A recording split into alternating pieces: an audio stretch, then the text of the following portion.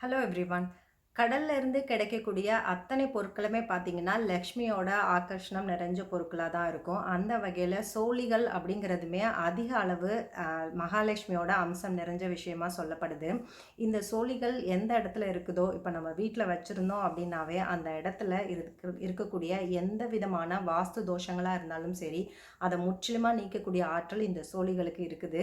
இந்த சோழிகள வந்து நீங்க பூஜை அறையிலயும் கூட ஒரு சின்ன பவுல்ல, கண்ணாடி பவுல்ல போட்டுட்டு ஒரு 5 சோழிகள் இருந்தா போதும். போட்டுட்டு நீங்க டெய்லியுமே அதுக்கு தூப தீபம் காட்டிட்டு, உங்க பூஜை டைம்ல அதுக்குமே ஒரு தூப தீபம் காட்டிட்டு, லக்ஷ்மி மந்திரங்கள், மகாலட்சுமி மந்திரங்கள் சொல்லிட்டு வாங்க. இது வந்து உங்களுக்கு பெருமளவு பணத்த ஆகர்ஷிக்கக்கூடிய விஷயமா இருக்கும்.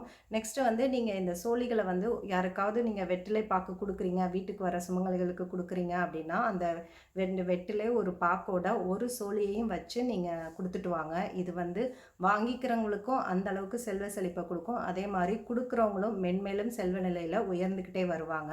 நெக்ஸ்ட் வந்து ஒரு கண்ணாடி பவுல்ல கொஞ்சம் வாட்டர் நிரப்பிட்டு, அதுல வந்து 5 வெள்ளை சோழிகளும், அப்புறம் ஒரு கருப்பு சோழியும் அதுல போட்டு நீங்க வீட்ல வச்சுருங்க.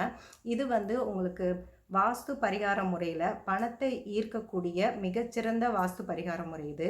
அந்த வீட்ல இருக்கக்கூடிய கஷ்டங்கள்லாம் நிவர்த்தி செஞ்சு, பெருமளவு பணத்தை வசீகரிக்கக்கூடிய ஆற்றல இது தரும். அதனால கண்டிப்பா உங்களோட செல்வ நிலை உயர்றதுக்கு இந்த ஒரு விஷயத்த ஃபாலோ பண்ணி பாருங்க. Thank you.